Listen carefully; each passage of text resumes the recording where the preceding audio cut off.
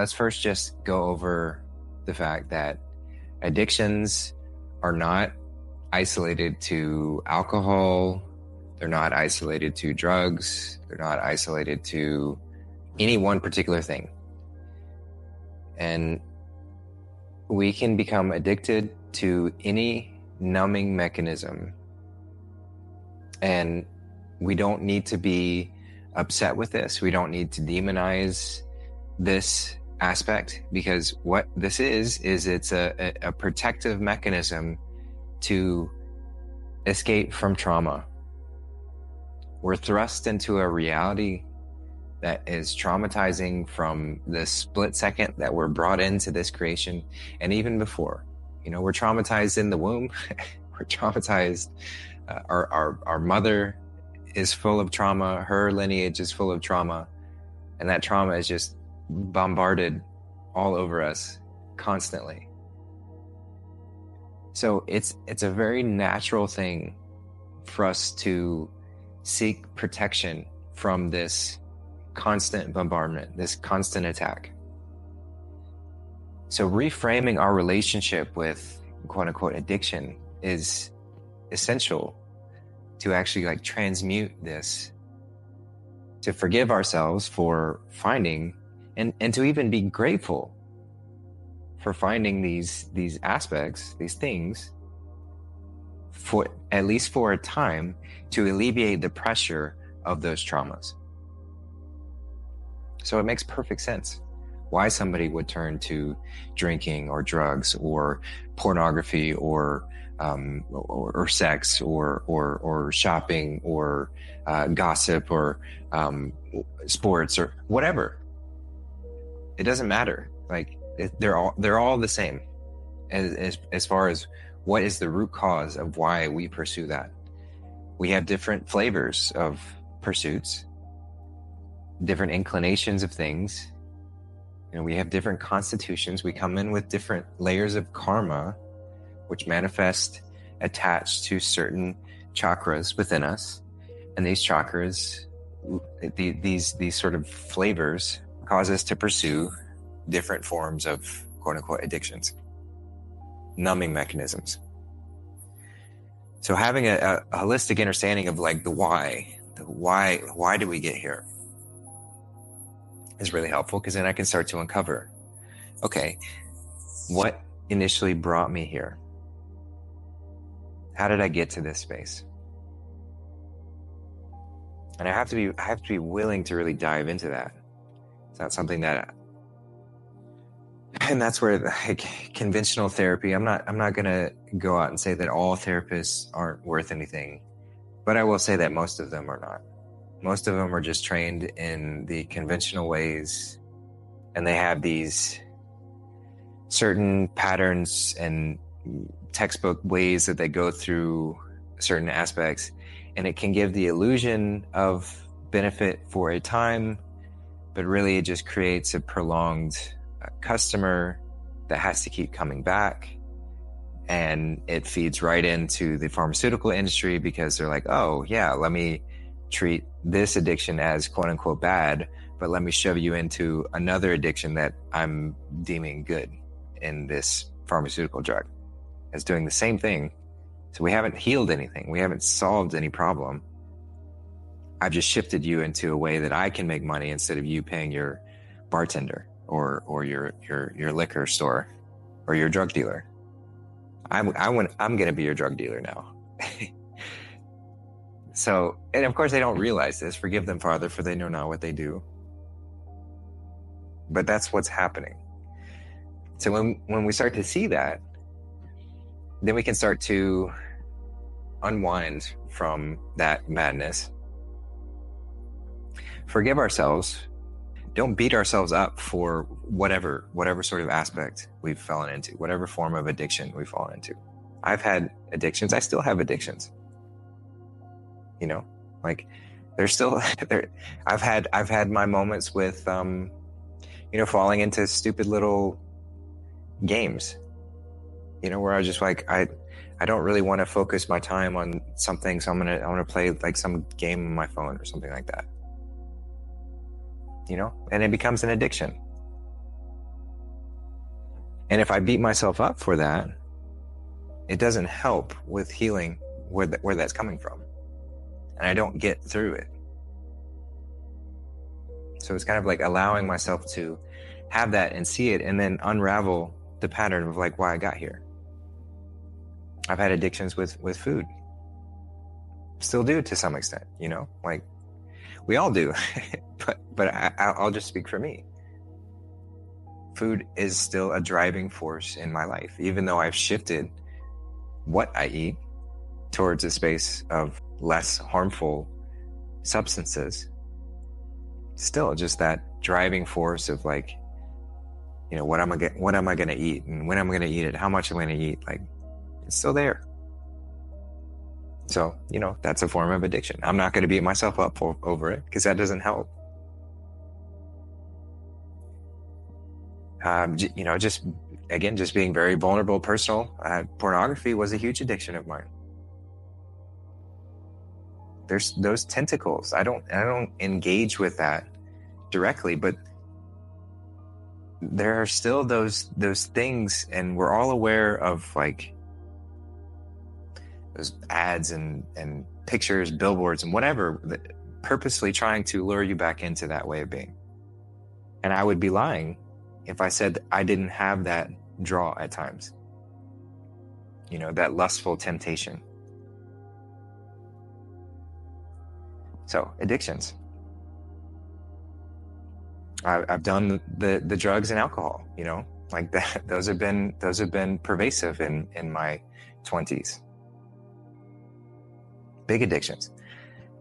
But I'm just saying that to give a personal aspect of where I'm quite certain that we all have different flavors of things that we've used as numbing mechanisms in different points in our lives.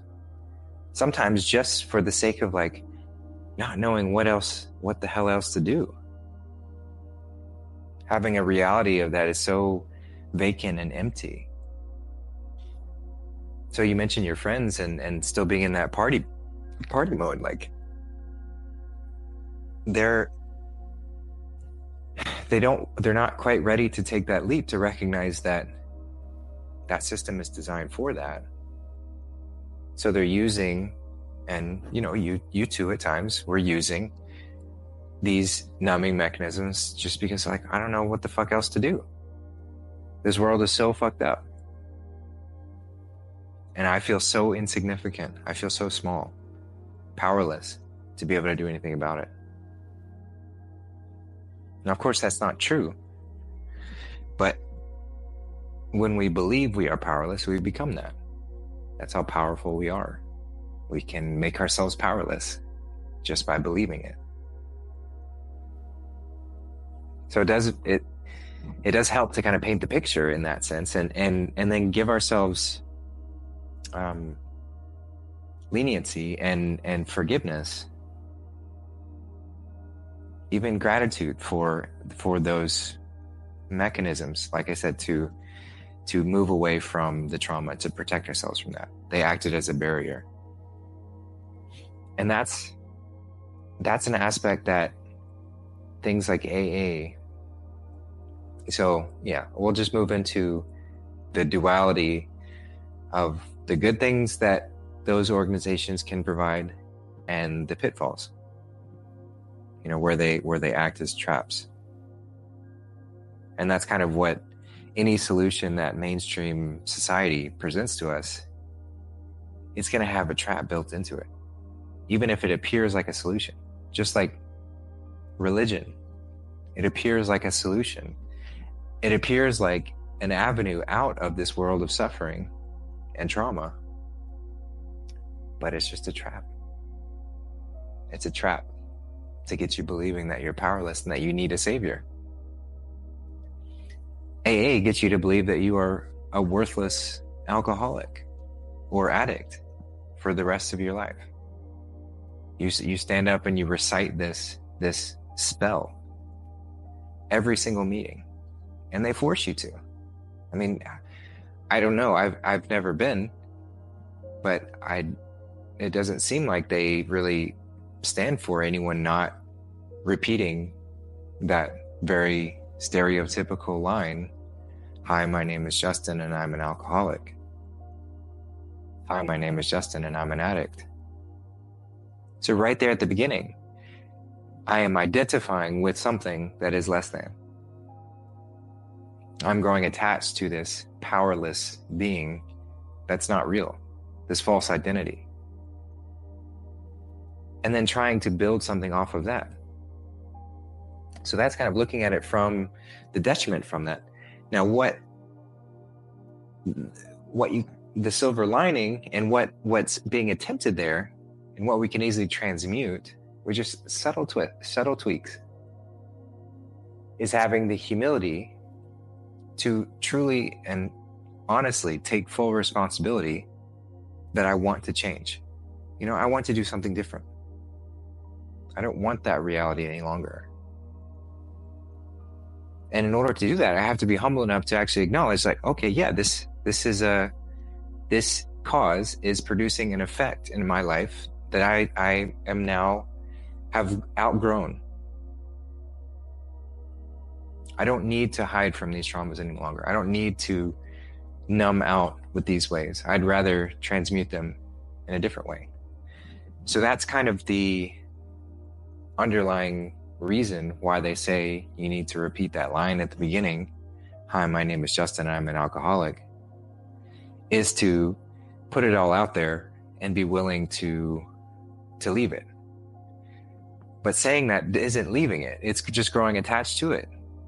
So there's better ways to do this, to really heal this, not to identify as if to claim ownership as if somehow I am this addiction. You're not that addiction. You simply have chosen that addiction for a time. We've chosen these numbing mechanisms for a time, for a reason. But what's the reason? What's the root cause? I am not that. I am not this body. I am not this patterns of behavior. I am not this name. I am not this identity. I am the consciousness that is inhabiting this, all of this. And I get to reframe and rewrite this any moment I want to. I'm never bound to anything. I'm free. I'm sovereign. I give up my sovereignty if I choose to. That's how sovereign and powerful I am. I can become a peasant if I want to. But I am a king. I can't ever really truly step away from that. I can only pretend to. So having that sort of view of those meetings, you do recognize why the success rate is not that high. It does provide a beautiful avenue for people to learn to be vulnerable, to open up, to reclaim their power for a moment.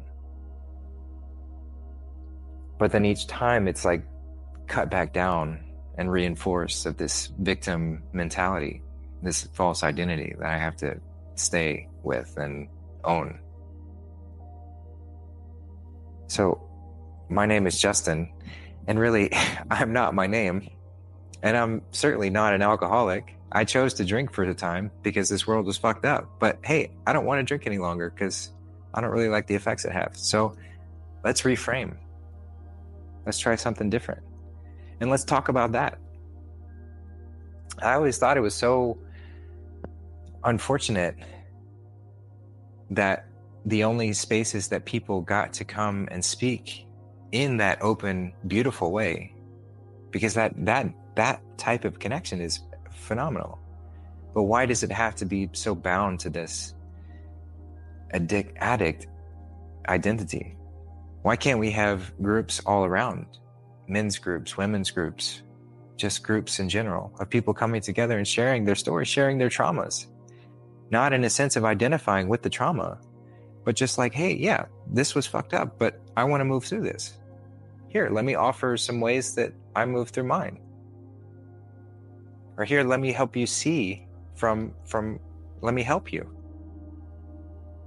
Having that cohesive dynamic back and forth. I mean, that's what this space is. That's why I love this. I mean, this ignites me every single time to have an opportunity to connect with you all in these kind of ways, to share openly, honestly, vulnerably, and to learn from each other. Like, this is not just me. This is all of us.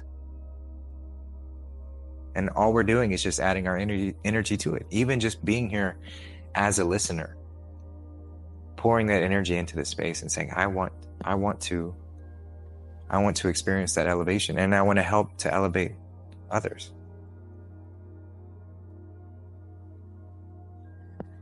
So let's reframe the whole AA idea. And unfortunately, people are so attached, like within that framework, it's very difficult to even approach this with someone who has done that, because it has provided a temporary alleviation.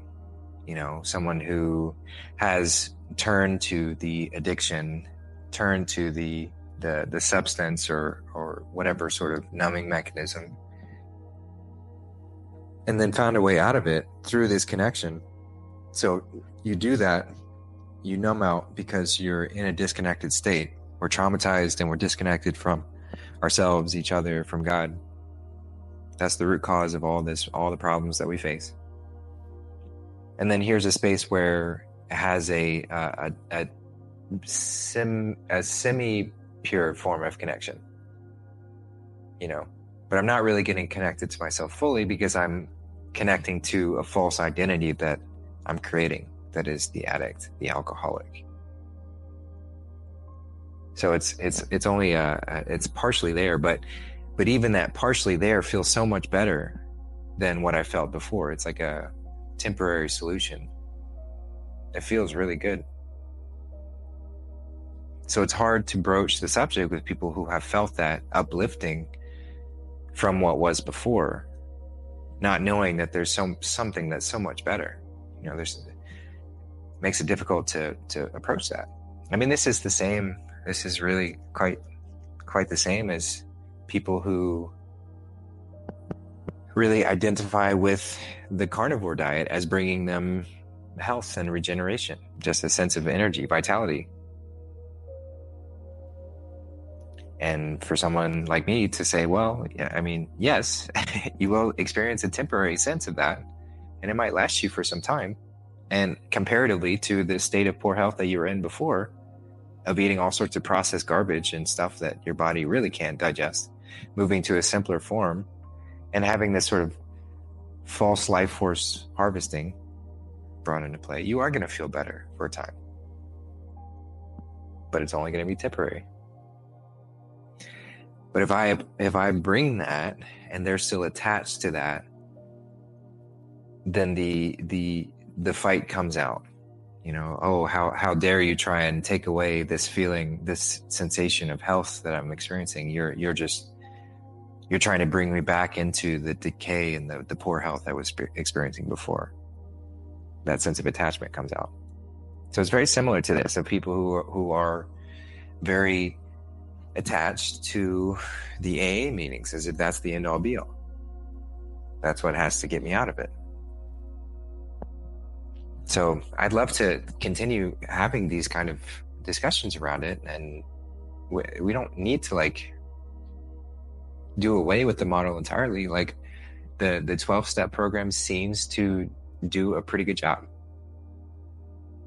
It probably could use some tweaking, but the framework is there. Just like really identify the problem. Don't attach to the problem like they suggest, but identify it. And then let's get to the root cause. Let's see where this comes from.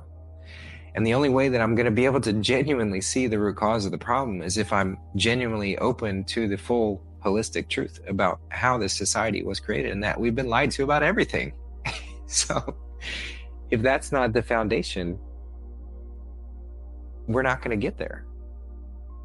You know, if someone is still in denial that we were lied to and that, you know, hospitals were designed to traumatize us from the moment we come into this world, and that all these injections were designed to destroy us at a on an internal level.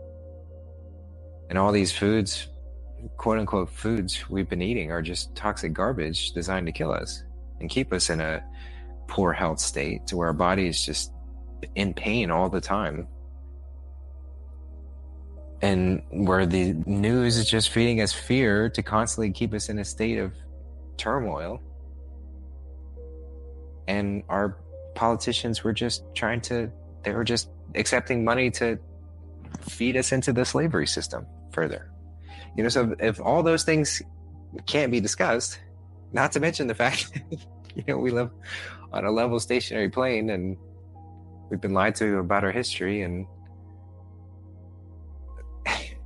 religions are all, you guys know all that. But if that can't be the foundation of, like, we've been lied to about everything, then I never have a solid footing to build off of. I'm always going to be building my house on the sand, and that sand's going to get blown away if I don't come back to that truth. No matter how little truth I know, I have to wipe away all the bullshit and go back with what I know. And that's where I start, even if it's tiny, but it's solid. So if that's not there, then none of those things will work. If my therapist I'm speaking to isn't coming at the issue with this holistic understanding of why we got into this spot in the first place, they're not going to be able to help me. They might give me some tools that I can take away. I'm not saying that they won't give me anything. They're not going to be able to give me much because their foundation is very unstable themselves.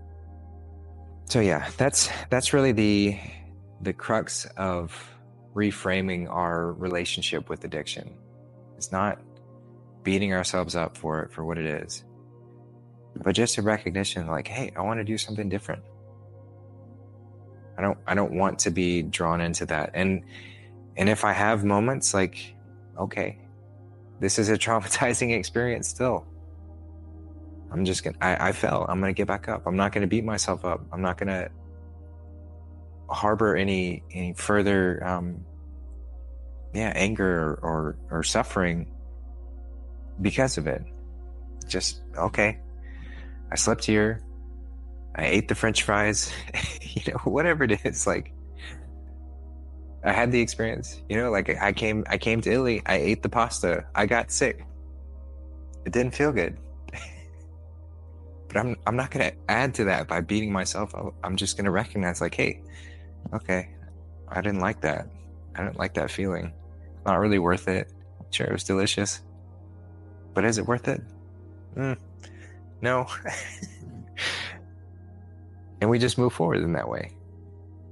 So just reclaiming this process of not time linear based reality that we've been taught and programmed, but it's cause and effect. So if I'm experiencing an effect and this effect is unpleasant, I'm getting hungover, I don't really enjoy this process. I don't feel as connected to my friends who are still doing that. Whatever the effects are, and you say, I don't really like those. Okay, well, what's the cause? Well, the drinking is the cause, so let's change that. But the drinking is still an effect from the cause of the trauma, at some point, and leading to the effect of wanting to numb out because of that. So it's like this unwinding process. We're not missing anything. We don't have to add anything to us. It's just peeling away the layers. And doing that takes a lot, not to make it sound daunting or unachievable. We just take it step by step. But just recognize it's a task. There was a great video I watched thanks to Paisley. She posted this. This was a Teal Swan interview, and she was talking about generational trauma. And just how, like, literally within us, we have these layers from generations ago that we might not even be consciously aware where this came from. Why do I have this particular phobia? Why do I have these sort of addictive patterns? Where did that come from? And if I'm not even willing to ask the question, then I won't get there. But asking those questions yields a deeper insight into, oh, this might not even come from me in this particular body's experience. This could be passed on to me through generations. And that's even just looking at it from a physical level, right? And just expanding on that, like, it makes sense that we have this sort of way of passing down through our genetic transmission. Because say there's, say there's like a carnivorous beast, and this particular set of animals continues to get eaten by this carnivorous beast. Well, any animal that survives, any lineage that survives past that, is going to be the one that recognizes that's a threat. That's a problem. If I'm going to survive, I've got to be on the lookout of that. Fear is not an enemy necessarily. It can be a tool on the animal, more primal level. Now we're here to evolve past that, but just to recognize these mechanisms of what might have been passed down through the generations. So yeah, recognizing from that aspect, but then going even deeper of like, we've had many past lives and past life karma and things that have been transited into those aspects as well. So it gets pretty deep, and not to say all this to be overwhelming, because that can be a whole nother layer that leads to apathy. And then we're just like, fuck it, I'm not even going to try anymore. That's another way that society loves to get us into that state where we turn to substances and numbing mechanisms. It's just like, wow, it's so overwhelming. I can't even get started. So fuck it. I'm just going to get high and put my feet up and do that every moment I have that's free. That's another trap. So not to make it sound overwhelming, but just to put it out there. This is a multifaceted thing to look into. And if we're ready and open, and if I'm in that state of surrender, then God's going to bring us exactly what we need. So just for you in your particular instance, like, God brought you to that moment to where you were willing to say, I want something different. You went to the AA meeting to see what that was to see, to learn from the good things that it provides, gain that courage to speak up like this, which is beautiful. But also see through the contrast so that you can learn, hey, this might not be exactly what I'm looking for. And in fact, if I'm looking for things outside of me, I'm looking in the wrong place in general, because I need to be going within. I need to be seeing what's brought to me there. And so being in that state of surrender, of course, God can lead us to things in the external to bring us, to give us that reminder to come back within. But ultimately, that's where the work has to be done. So I hope that helps. It's not getting too specific. And of course we can, if you'd like to, if you want to share anything more or go into anything deeper. But that should give a pretty good general idea just on the holistic look in at what addiction is and where it comes from and why we experience it. And then it just helps to reframe our mindset around it. It's not some like war that I have to fight against it and beat myself up when I have anything, or count any days and go into this linear thing of like, yeah, like I'm X amount of days sober or whatever. It's like, yeah, I did that for a time and it was whatever, and I'm grateful for it, but I'd rather do something different. Because if we try and force ourselves to stay away from something, then it creates like a potential for a boomerang, much more so, which is why people going into those programs don't always find true healing and get away from it. It creates that swing back and forth. So yeah, that would be what I had to offer there. And I guess just suggest that to me, it sounds like, from what you're saying, like, it sounds like you're ready to move on, and just don't let society tell you how it has to be done. or what you need to do and how you got to go about it. Like we're reframing all of that. And so you going through this experience is helping countless others to learn from you and this experience and what you're going through. And so I just want to say thank you for showing up and sharing with us, and always invite you to come back and share however much you like, whenever you like, or ask any questions on the topic, or yeah, I think it's beautiful, and just really appreciate you and honor you for that. So with that, I will pass it back. Thanks, brother. Yeah, thanks, Justin. I really appreciate that. I mean, just last thing, like, there's no way I could have brought this question up in one of those classes. So I really appreciate you answering that, and obviously going to start utilizing this space a lot more, you know, to kind of see the other ways of like healing and going through that. And, you know, I can agree with, you know, I agree with everything you've said on there. And, you know, I kind of felt that intuitively, and just great to see that or hear that from you and kind of be reaffirmed. So appreciate that. Yeah, you're so welcome. And yeah, it's such a great topic, and I know, yeah, I would just open it up and see if anyone else has anything they want to share on the topic, or anyone else wants to share any experience they've had.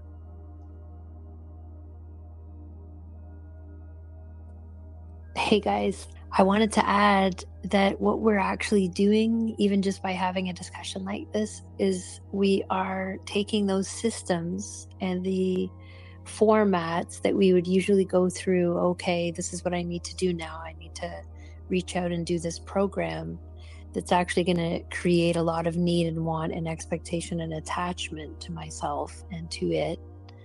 When we're talking like this, it really opens us to the fact that the most powerful way for us to navigate through any of these things that we're overcoming is in a sovereign way, meaning we really are not attached to any of it, and we can practice just throwing it out there. So like, you know, we kind of call it the shake, shock, and awe, meaning like we'll say anything, no matter how shocking it is, no matter how much it kind of disrupts the room or the, you know, the etiquette.